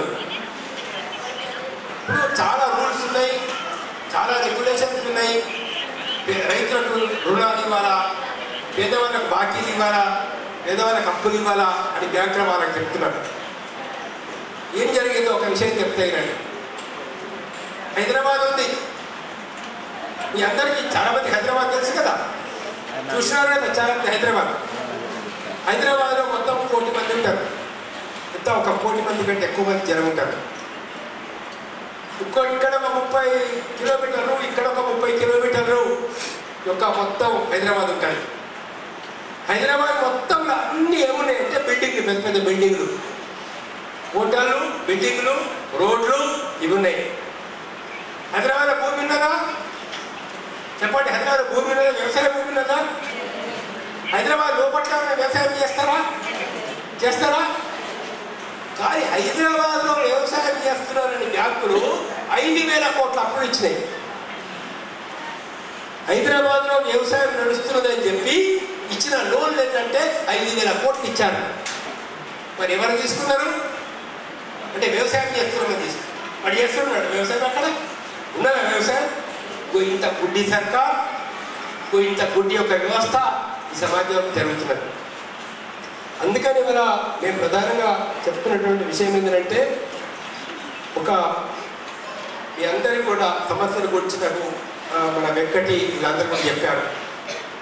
మీరు ఈ దేశంలో అనేక మంది పేద ప్రజలకి పట్టి ఇల్లు లేవు, ఎంతోమందికి ఇల్లు లేవు, జాగాలు లేవు, వాళ్ళని ఆక్రమించుకున్నటువంటి దాని పట్టాలు లేవు. వర్షాకాలం వస్తే ఇంట్లో అంతా కూడా కురిస్తే కనీసం ఉండడానికి చిన్నపిల్లల్ని పడుకోబెట్టుకోవడానికి, బాలింతల్ని పడుకోబెట్టుకోవడానికి జాగాలేని కూడా చాలా మంది ఉన్నారు. ఒక్కో ఇంట్లో తండ్రి, కొడుకు, తల్లి, కోడలు అందరూ కూడా ఒక ఇంట్లో ఒకటే చిన్న గుడిసెలో సంసారం చేసినటువంటి పరిస్థితి ఉన్నది. అది కూడా మాకు తెలుసు కొంతమంది. కానీ ఇదే దేశంలో ఇంతకుముందు నేను చెప్పానే, ఒక్క వ్యాపారస్తుడికి ఉంటుంది ఎంత ఇల్లు తెలుసా? 600 గదులు. ఎన్ని గదులు? 600 గదులు. 60 అంతస్తులు. 60 అంతస్తులో ఉండి 600 గదులలో మన కుటుంబంలో ఎంతమంది ఉంటారు తెలుసా? మన కుటుంబంలో 5 ఉంటారు. 5 మన కుటుంబంలో ఉండేది. కానీ 600 గజాలు వస్తారా ఇల్లు అని. ఇది దేశంలో స్వతంత్రం తర్వాత మన పాలకులు చేస్తున్న పని. మన పాలకులు ఎవరన్నా కావచ్చు, ఏ పార్టీ అయినా కావచ్చు, ఇంతవరకు మన పాలకులు చేసేటువంటి పని ఏంటంటే కాకులను కొట్టి గద్దలకు పెట్టడం, కాకులను కొట్టి గద్దలకు పెట్టడం. ఒక్కొక్క ప్రభుత్వాలు మారుతాం ఎట్లయిపోయినాయి అంటే అందులో అది ఏదో మనం సామెత చెప్పినట్లు వాడిని తినేవాడు పోయి దీన్ని ఏనుగు తినేవాడు పోయి పీనుగు తినేవాడు వచ్చాడు. అట్లయిపోయింది పరిస్థితి. ఒకటి వీడేమైనా మంచిగా చేస్తాడు అనుకుంటే దానిలో వాడు పోయినాడు, వీడు పోయినాడు, వాడంతే వీడంతే. ఎందుకంటే వీళ్ళందరూ కూడా ఇది ఇందాకనేది చెప్పినారు. ఆ జమీందారులు, జాగీర్దారులు, 600 ఎకరాల భూములు ఉన్నవాళ్ళు, 6,000 ఎకరాల భూములు ఉన్నవాళ్ళు, వడ్డీ వ్యాపారస్తులు, కల్తీ చేసేవాళ్ళు, గాంజాయి అమ్ముకునే వాళ్ళు, ఇసుంటి యొక్క కల్తీ చేసేటటువంటి వారు వాళ్ళ యొక్క మనుషుల వీళ్ళు కాబట్టి, వాళ్ళ కోసమే వీళ్ళు పనిచేసేవాళ్ళు కాబట్టి మన పేదవాళ్ళ బతుకులు ఇట్లా ఉన్నాయి. కాబట్టి వాళ్ళ ఒకటే మేము కోరుతున్నాము, అందరికీ మన పిల్లలందరికీ కూడా మంచి అంబేద్కర్ కోరుకున్నాడు, గరీబుల పిల్లలందరూ కూడా మంచి ఆహారం పెట్టండి, మంచి స్కూల్స్ ఉండాలా, బాగా చదివించాలా పిల్లలందరినీ కూడా, దానికోసం ప్రభుత్వం ప్రయత్నం చేయాలా అని చెప్పి చెప్తా ఉంటే రోజు రోజుకు ప్రైవేట్ స్కూళ్ళట ప్రైవేట్ కాలేజీలు, ప్రైవేట్ యూనివర్సిటీలు, ఫీజులు, అరే అంతంత ప్రైవేట్ స్కూల్స్ వస్తే గరీబ్ వాళ్ళ పిల్లలు ఆడికి చదివిస్తాగలుగుతారు చెప్పి. మీరు హైదరాబాద్లో ఒక్కొక్క స్కూల్లో మీకు ఆశ్చర్యం వేసేది వింటే ఎల్కేజీ చదివే పిల్లలకి సంవత్సరానికి 5 లక్షల రూపాయల ఫీజు తీసుకునే స్కూల్స్ ఉన్నాయి హైదరాబాద్. ఎల్కేజీ చదివే పిల్లలకు 5 లక్షల ఫీజు. మరి పైసలు ఉన్నోడికి మంచి చదవక, పైసలు ఉన్నోళ్ళకు సర్కారు చదువు. ఎంత పైసలు ఉంటే అంత. ఇంకా పైసలు ఎక్కువ ఉంటే నీటి పేపర్ కొనుక్కోవచ్చు, ఇంకా పైసలు ఎక్కువ ఉంటే ఎగ్జామినేషన్ పేపర్ దొంగతనం చేయొచ్చు, ఇంకా పేపర్ పైసలు ఎక్కువ ఉంటే దొంగ సర్టిఫికేట్ తీసుకొని ఇవాళ వకీలు కావచ్చు, ఇంజనీర్ కావచ్చు, పోస్టులకు కొన్నారు. అట్లా ఉంది దేశంలో పరిస్థితి. మొత్తం ఐఏఎస్, మొత్తం లంచంగా ఉండే వ్యవహారం, మొత్తం అవినీతి. ఇవాళ దాని చోట మనం ఒక మానవత్వం ఉన్న ప్రభుత్వం రావాలని కోరుకుంటున్నాను. ఒక మంచితనం ఉన్న ప్రభుత్వం రావాలని కోరుకుంటున్నాను. పిల్లలందరికీ విద్య, ఉచిత విద్య, మంచి విద్య, ఆహారం ఇచ్చేటటువంటి ఒక పరిస్థితి రావాలని చెప్పేసి కోరుకుంటున్నాను. అందరికీ కూడా, గరీబులందరికీ కూడా, పేదవాళ్ళందరికీ కూడా ఉచిత వైద్యం ఉండాలా, ఉచిత వైద్యం కూడా అన్ని సౌకర్యాలతో ఉండాలా అని చెప్పేసి మనం కోరుతా ఉన్నాం. అలాంటి ఒక మంచి సమాజం కోసం, మంచి భవిష్యత్తు కోసం అందరికీ ఉద్యోగాలు రావాలా అనేటువంటి ఒక ఆశ మనం కోరుతున్నాము. గ్రామీణ ప్రాంతంలో కుటీర పరిశ్రమలు రావాలా, చిన్న చిన్న పరిశ్రమలు బాగా రావాలా అని చెప్పేసి మనం కోరుతా ఉన్నాము. ఇటువంటి ఒక నూతన సమాజం రావడం కోసం మనందరం కూడా ప్రయత్నం చేయాలని చెప్పేసి నేను మీతో ఆశిస్తున్నాను. మీరు ఎవరైతే ఇళ్ల స్థలాల కోసం ప్రయత్నం చేస్తున్నారో, ఇంకా జాగాల కోసం మీరు కృషి చేస్తున్నారో, మీ కృషి నేను అభినందిస్తూ ఇక్కడ ఉన్నటువంటి అధికారులని కూడా ఒక విజ్ఞప్తి చేస్తున్నాం. వీళ్ళందరికీ కూడా గవర్నమెంట్ జీవోల ప్రకారంగా, ఇప్పుడు ఉన్నటువంటి గవర్నమెంట్ ఆర్డర్ల ప్రకారంగానే ఎస్టీలకు, బీసీలకు, అదేవిధంగా ఇల్లు లేని పేదవాళ్లకు, వాళ్ళు ఏ కులమాలైనా, ఏ మతం వాళ్ళైనా, ఈవెన్ ముస్లిమ్స్ అయినా, మైనారిటీస్ అయినా కూడా ఇల్లు లేని పేదవాళ్ళందరూ కూడా ఇల్లు ఇవ్వాలని గవర్నమెంట్ జీవోలు చెప్తాం. ఇవ్వాల్సిన బాధ్యత ప్రభుత్వంతో ఉండే. మీరే ఇళ్ల స్థలాలు ఏర్పాటు చేసి పెద్ద పెద్ద ధనవంతుల దగ్గరికి వెళ్ళి జాగాలు తీసుకొని అవసరమైతే ఇక్కడ ప్రార్థన చేసి ఇళ్ల జాగాలు ఇవ్వాల్సినటువంటి అవసరం ప్రభుత్వం మీద ఉండే. ప్రభుత్వ జీవోల ప్రకారంగా, రాజ్యాంగం ప్రకారంగా అది మీరు చెయ్యలేదు. ఇసుంటిగా చాలా కేసులు వచ్చినాయి. నేను 88లో ఇక్కడ హైదరాబాద్లో వకీల్గా పనిచేస్తున్నటువంటి రోజుల్లో విశాఖపట్నం, విజయవాడ, హైదరాబాద్ చాలా చోట్ల పేదవాళ్ళందరూ ఇట్లా గుడిసెలు వేసుకుంటుంటే ఆ గుడిసెలు తీసేయాలని చెప్పేసి అక్కడ ఉన్నటువంటి అధికారులు ల్యాండ్ గ్రాబింగ్ కేసులు వేసినారు. అవి ఎప్పుడు వాళ్ళకు ఆ పేదవాళ్ళ పక్షంగా నేనే వకీలుగా ఉండి కొట్లాడాను. వాళ్ళ దగ్గర ఏమున్నాయి, వాళ్ళ పేరు ఓటర్ లిస్టులు వచ్చినాయి, వాళ్ళ పేరు, వాళ్ళకు రోడ్లు కూడా వేశారు కొన్ని చోట్ల, కరెంట్ ఇచ్చారు వాళ్ళ దగ్గర. మేము ఆ కరెంట్ బిల్లన్నీ తీసుకొచ్చినాం, ఓటర్ లిస్టులన్నీ తీసుకొచ్చినాం.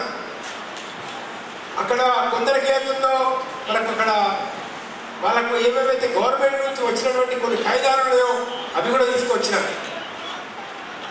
అవన్నీ తీసుకొచ్చేసి కోర్టు ముందు పెట్టిన తర్వాత గవర్నమెంట్ జీవోలన్నీ నేను తీసుకొచ్చి జస్టిస్ గంగాధరరావు గారు ఆయన ముందు పెట్టారు. సార్, గవర్నమెంట్ పాలసీ ప్రకారంగా పేదవాళ్ళకి ఇండ్లు ఇవ్వాలి. గవర్నమెంట్ పాలసీ ప్రకారం ఏదో ఇవన్నీ జీవోలు ఉన్నాయి. మరి వీళ్ళందరికీ అర్హులు, వీళ్ళందరికీ తప్పనిసరి ఇళ్ల స్థలాలు పట్టాలి, ఇవ్వాలా. వాళ్ళు ఇస్తలేరు.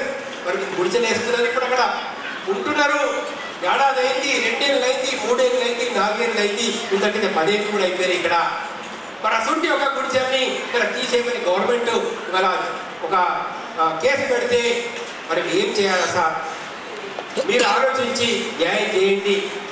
వాళ్ళందరూ కూడా పట్టాలు ఇవ్వాలని చెప్పి మీరు ఆదేశించండి అని చెప్తే ఆయన ఆ జడ్జి గారు అప్పుడు ఏం చేశారంటే 100 గజాల లోపల వాళ్ళకు ఫ్రీగా ఇవ్వండి. విజయవాడ గుడిసెలు కానీ చాలా చోట్ల గుడిసెలు అనేది దాని ఆధారంగా ఇలా దొంగలు.